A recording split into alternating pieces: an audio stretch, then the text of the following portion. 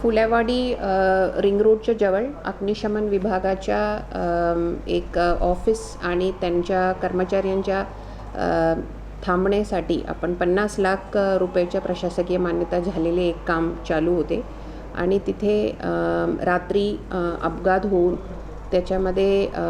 Unfortunately एक casualty झालं आणि बाकी लोकांना आपण वेळेवर त्यांच्या आपला फायरच्या टीमच्या नेतृत्वाखाली आणि स्थानिक नागरिकांच्या पण सोबत त्यांचा बचाव करून आपण त्यांना CPRला पोहोचवले होते. हा इन्सिडेंट कशामुळे झाले ह्याच्या चौकशी करण्यासाठी आपण फील्डमध्ये पण मी SP साहेब आणि कलेक्टर साहेब सगळे उपस्थित होते. पण त्याच दिवशी रात्री आपण चौकशी समिती एक प्रायमरी अहवाल घ्यायच्यासाठी काढले होते. त्याच्यामध्ये सिटी इंजिनियर आणि ADMC श्री रविकांत अडसूळ होते. त्यांनी त्यांचा अहवाल पुढच्या दिवशी दिलेले आहे आणि त्यांनी त्याच्यामध्ये काही तांत्रिक कारण नमूद केलेले होते आणि त्याच्यासोबत रात्री पण हा स्लॅबच्या काम ठेवणे हा पण बरोबर नव्हते आणि संबंधित जे क्षेत्रीय अधिकारी आहे आणि विभागातला पण बाकीचे अधिकारी आहे त्याच्याबद्दल पण त्यांचा उल्लेख होते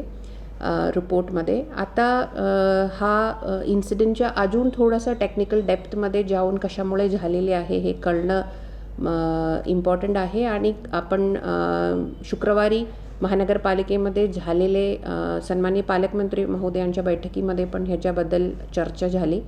आणि त्या अनुषंगाने आपण आता PWDचं जे क्वालिटी कंट्रोल असेसमेंट करणारे एजन्सी आहे त्यांना हा इन्सिडेंटच्या सखोल चौकशी करून त्याचं टेक्निकल काय कारण आहे ते देण्यासाठी आपण अहवाल दिलेले आहे. पण आत्ता ह्या इन्सिडेंटमध्ये सकृतदृष्ट्या जे ज्युनियर इंजिनियर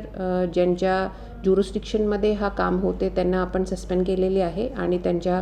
विभागीय चौकशी सुरू केलेली आहे आणि संबंधित विभागाचे जे डेप्युटी CE आहे आणि सिटी इंजिनियर आहे त्यांना पण आपण शो कॉसेस